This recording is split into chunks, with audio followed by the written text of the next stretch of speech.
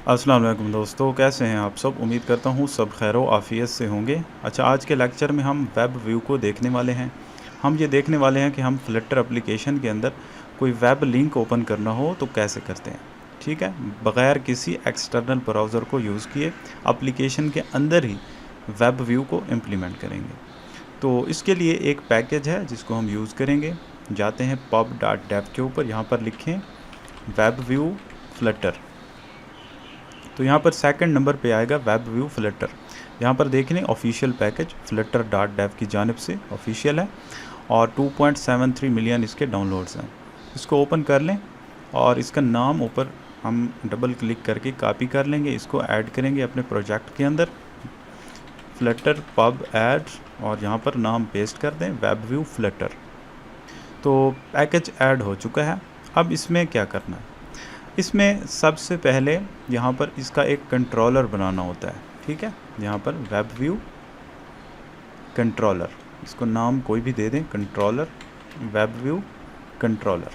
ठीक है, अब इसमें यहाँ पर बॉडी के अंदर आकर यहाँ पर हम विजेट यूज़ करेंगे वेब व्यू बॉडी में, वेब व्यू विजेट, और इसमें वही कंट्रोलर पास कर देंगे जो ऊपर हमने क्रिएट किया है। ठीक है, अब जो लिंक हम ओपन करवाना चाहते हैं वो लिंक कैसे दें इसमें, तो उसको देने के लिए यहाँ पर आएँ इनिट स्टेट फंक्शन में और यहाँ पर आप करें कंट्रोलर डॉट लोड रिक्वेस्ट। ठीक है, लोड रिक्वेस्ट, और इसमें URI डॉट पार्स करके यहाँ पर लिंक दे दें। ठीक है, तो लिंक को हमेशा HTTPS इस तरह शुरू करें, :/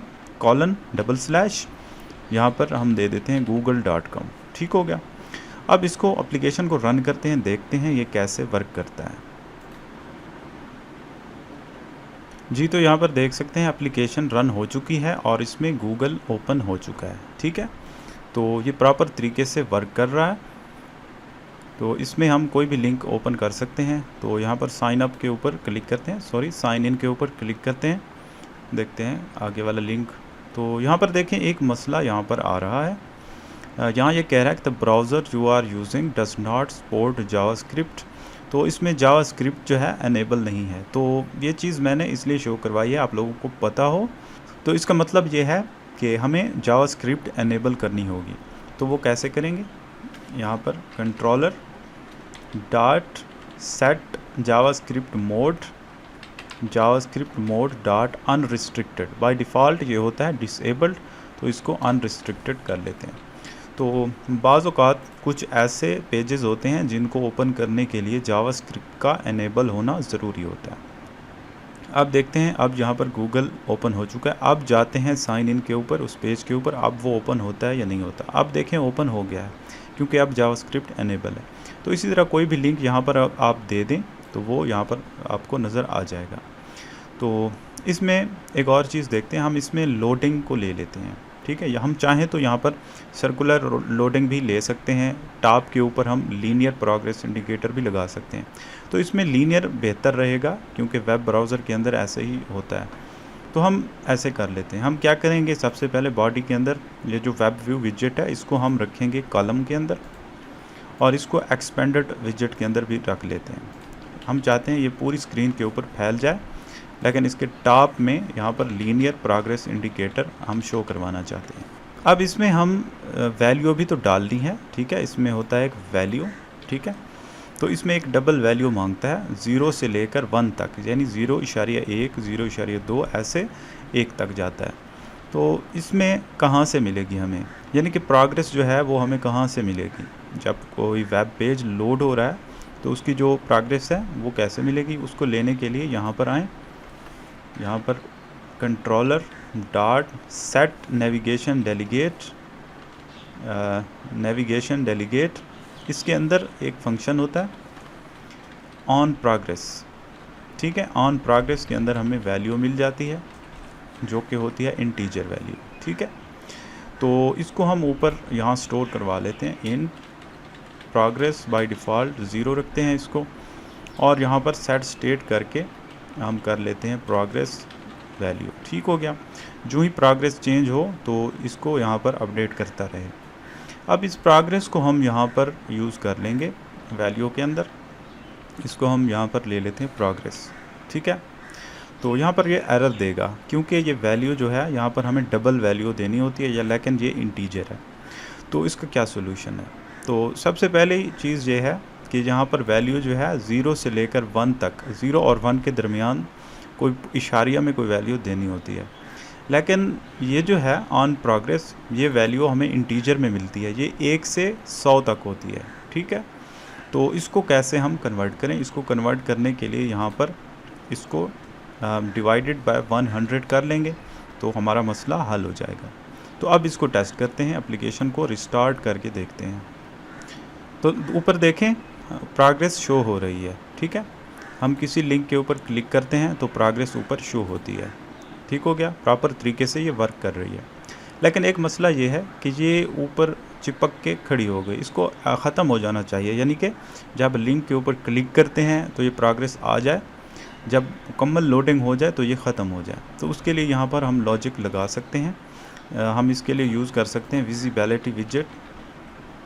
विजिबिलिटी विजेट हम ऑलरेडी पढ़ चुके हैं, ये किसी भी विजेट की विजिबिलिटी को कंट्रोल करने के लिए यूज़ होता है।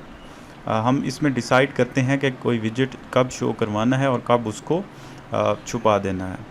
तो यहाँ पर हम लॉजिक कुछ इस तरह लगाएंगे, हम देखेंगे कि अगर प्रोग्रेस 0 है या 100 है तो इन दोनों सूरतों में हम इसकी विजिबिलिटी को फॉल्स करेंगे, अदरवाइज़ ट्रू करेंगे। तो इसकी हम लॉजिक यहाँ पर यूँ लगाएंगे, प्रोग्रेस, अगर प्रोग्रेस है 0 या फिर प्रोग्रेस है 100, तो तब क्या करना है?